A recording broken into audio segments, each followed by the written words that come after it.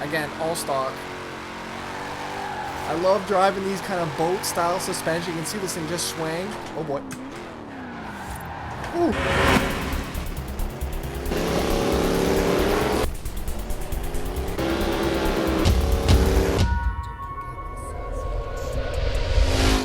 What is going on, everybody? Welcome back today, guys, to the channel. Forza Horizon 4. We are back today with 7 cheap starter cars in 2021. Now, I know a lot of you guys have been playing Forza Horizon 4. Some of you may be new to the game. It just dropped on Steam. You don't have a lot of money. 7 cars lined up from anywhere from $25,000 to $50,000. They're pretty good starter cars. They're also rear-wheel drive cars. We're going to be test driving all 7 for today, giving my thoughts on the wheel, and maybe even throwing a little bit of cash at it depending on how much the car does cost. But we're going to jump right into this for today. And of course, before we start, dad joke of the day here, coming from Regeef last episode. He goes, "Dad joke, I have a chicken-proof lawn. It's impeccable." Right? Okay, man. Huge thanks for watching. Double upload for today. Maybe trying to post a little bit more, man. Let me know your thoughts. There's so much content. I want to get it all out in time. Huge thanks for watching for today. And of course, don't forget to slap that like button. Number 1 for today, the 1987 Pontiac Firebird Trans Am GTA, coming at a nice $25,000, man. I can afford that. I've seen a lot of comments already saying, you know, should I get the game if I haven't started? 100% you should get the game, even if it is priced the way it is. I mean, it's definitely worth it if you haven't played it. Now, it's a C-Class out here, 202 horsepower, V8, and we're going to see how this does. I mean, I figure this is a perfect little just kind of bring back to some low horsepower cars that are just worth the money, it feels like. And I feel like a lot of the time, I mean, money is never a problem in Forza anymore, but, you know, sometimes it is a problem for some people, especially if you are starting out the game. You don't have all those special bonuses and everything like that, so I figured I'd pick out some cars today. We're just oh, yeah, brakes. Hold on, now I gotta get the controller off me, man. It's hard because I can't look around with the wheel as I'm using the controller, right? It doesn't work, but as soon as I go back, then the wheel kicks back in. So it's a little bit interesting how that works here. But this is a solid car, though, for $25K. This is the lowest car on the budget for today, which I did like, right? We're starting off with the lowest ones. We're moving our way up. I will say, though, if you guys don't remember this purple wheel, this NRG wheel, this is from way back in the day on the channel, and we just kind of brought this back. I figured I'd set this all up. I've missed this thing, man, quite a bit. Alright, we're whipping this in here.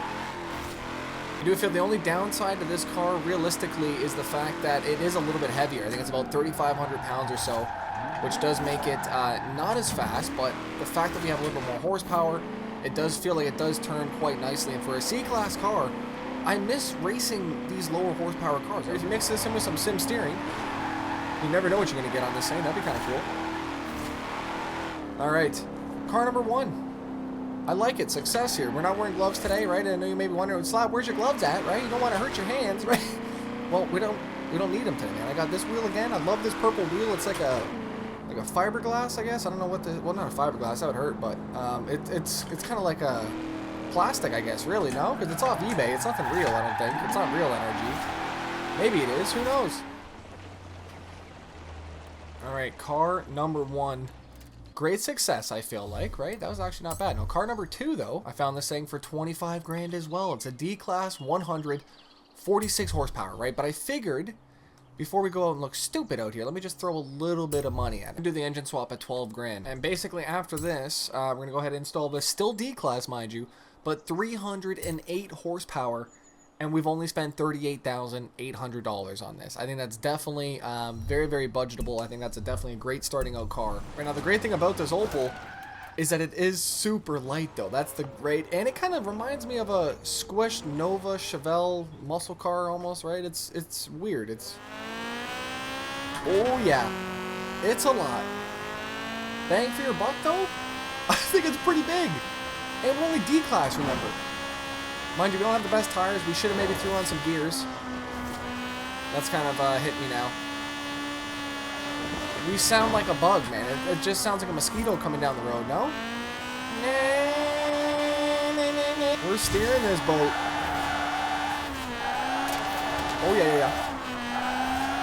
Ooh, we got her. Damn. That man's ripping. Come on now. Hold her. Oh, yeah. Okay, this thing's actually a lot of fun. Again, no tuning has been necessary. just embodying the straights. Excuse me. Also straighten it out. Wow. I was not expecting that there. All right, car number 2.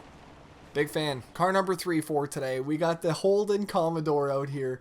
263 horsepower, 5-liter, C-Class 545 for $28,000. This is a steal in my opinion. Right, considering the Pontiac that we just drove first only had 202 horsepower. Here we go. Look at the hills off in the distance, man. Jeez, 2,900 pounds I think on this thing. Gonna blast through that gate, thank you. Rear-wheel drive, a little bit of Australian muscle. Can't say no to this thing. For the price tag, dude, 28 grand. Really though. I think this is probably one of the best cars so far. Especially, I mean, if you wanted to toss a little bit extra cash at it. Ooh. Just slipping in. Again, all stock. I love driving these kind of boat style suspension. You can see this thing just swing. Oh boy. Ooh. Don't. Come on. I dodge the cars, hit the fence. How does that work out? There we go. Right? This thing just whips tires. So that second gear just pull itself. Third gear is pretty good too. I mean, the gear ratios are even solid too. I may have to stop this here. Just call the car the best value car of the day, right? I mean, we got to go through the rest of them, but jeez, man, this thing is very nice. Drop it down. Oh, no, yeah. A little bit understeer. Okay. It's fine. Is this my look back button? No, that's my view button. Ooh, there we go. Oh. What goes with that bump? Give it a good old toss. I don't know if this purple wheel just made me a better damn driver again. What the heck? Bringing it back to the good old days here on Forza Horizon, what, 2, 3? Right, we're 3 for 3 on good, affordable drift cars to start off with, I feel like. Okay, yeah. I mean, any really starter cars. A lot of these cars are also coming from the DLC packs. Because if you guys have played Steam, you're not going to have any of these packs already kind of played. So look through these packs first before you end up looking through all the base cars. Find some fun cars to drive. Car number 4, man. It's a fan favorite. $30,000. 2002 Mazda RX7 Spirit R. This thing is super clean. 276 rotary horsepowers on this thing. I'm excited to drive it here. Really, what I'm looking for with these cars is just fun factor. I'm looking for drivability. I'm looking for it to kick out a little bit. And just overall being a fast, competitive car, right? I mean, that's really what you want. You don't want something that's going to just slow you down as you're racing. So, I mean, that's the main things I'm looking for with these. But obviously, you can't ask for too much on a stock car. Now, again, this is a different class car, right? This is a class 771. It's going to be competing against some higher horsepower cars. You may need to put some money into this thing. So if you are going to grab this, either A, just kind of hold out until you can, or B, just put some money into it. Probably get away with, what, like another 20 grand, throwing in some real horsepower, maybe, you know, some gears, stuff like that. Come on now. Don't hit that. Could have been worse. Drop that right down. Throw this. Oh, come on now. No. Clap that flame. Where is it? What's with all the dust particles in here? Gee, what the hell's going on? Oh, look at the flame. Okay. We're going to get a quick run here in the tunnel. 3, 2, 1. Full 9 grand thing revs out to. Oof. The price tag is definitely there though. I was actually really surprised on how cheap this car was. I mean, for what this is, they were going to lock this thing up for like 300 grand, and then they slapped on 30K on it. Right? I wasn't complaining. It was just interesting. Oh no. Don't do that. Car number 5 today, the 1974 James Bond Edition AMC Hornet. This thing is pretty cool. $35,000. It's a little bit more expensive than the RX-7, with less horsepower, mind you. We do have a V8 in here, 5.9 liter. It's gonna hum. It's gonna be a nice car. However, though, will it have the same power as that RX7, right? You should just go buy the RX7. It really depends. Do you want more muscle? Do you want more import? It kind of, right? I don't want to kick too many stones back at our house here. Rock come up, fly in the damn window. Imagine that. Be upset. Let's see how we do here. This thing does look beautiful coming in, though. Let's see for a quick rip here. Let's see if we can get a nice little first gear donut. Oh, it looks a little bit slow than usual. We should have put some power into it. We got that one wheel peel almost. Is that what's happening? What the hell's going on here? Oh, yeah, it's quite slow. But it's cheap, though, and it does look good. I also took that in consideration, right? The car has to look good in order for you to want to drive it. I think this is one of them, man, right? You're kind of sacrificing a little bit of power right off the start. But the car looks fantastic getting sideways, man. It's got that kind of hatch feel to it. Okay. Comes in the corners nicely, too. Second gear. Look at the understeer. Uh-huh. Car number 5. Did it do as well as I wanted it to? Not really.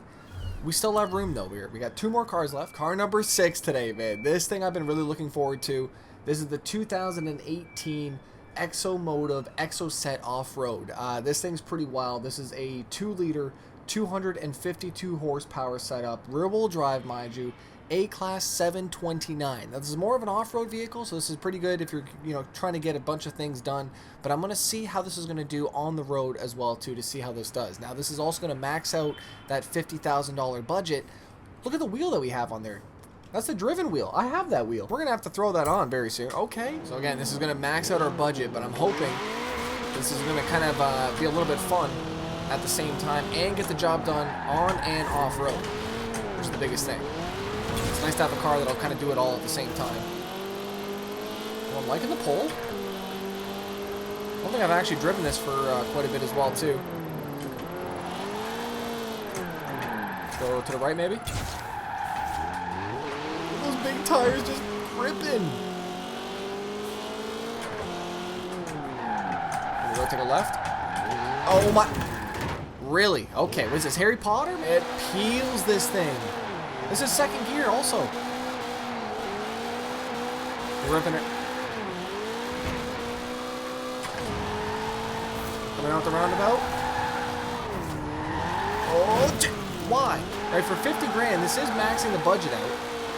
It is pretty good, and it also will go off-road. So I think this is right now in a tie for my favorite next to the Commodore. I think that's really, my 2 favorites at the moment. And everyone's always looking for that best starter car. This one could be it.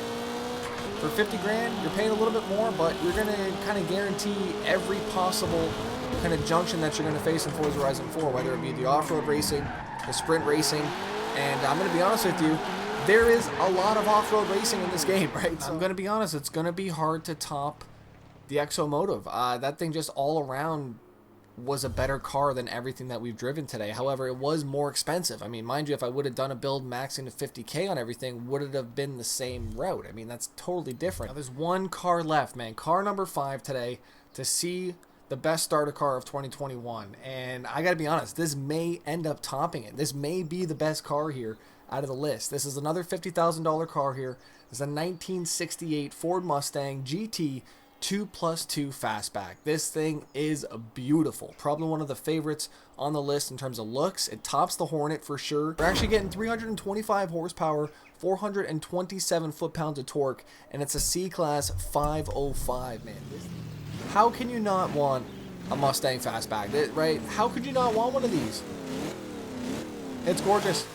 Need one of these? These would be great. I seen damn TJ Hunt blow his engine up on that with a nitro shot on his, man. That was insane. That was pretty cool to see that. I've never actually seen that perspective of nitrous before. Here we go. Let's see how this thing does. I've showed you all 7 cars today. Let me know your thoughts down below. What is your pick for the best starter car of 2021? Like I said, some of these are from the DLC pack, which is why I wanted to kind of make it for 2021, including this Mustang 2+2 fastback. And if you haven't played the game already, then you haven't played the DLC before. So definitely dive in, man. There's a lot to do on this. There's a lot of DLC, and there's a lot of people that have not played the game. Like I said, all the Steam reviews and everything like that going around, there's quite a few people that are just kind of getting introduced into Forza and may end up turning into a Forza fan. I mean, it got me, what, 10 plus years ago, and I never really looked back. And I feel like nothing like Forza Horizon or Forza Motorsport has been, but I mean, obviously they're both in two different games of their own, and I respect both of them for what they are. But this, right, Forza Horizon 4, man, there's just something about it when you play it for the first time. It's that arcade sim feel that you just, it's just fun.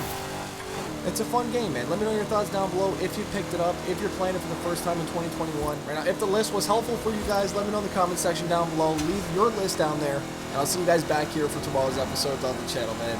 I'm out. Peace.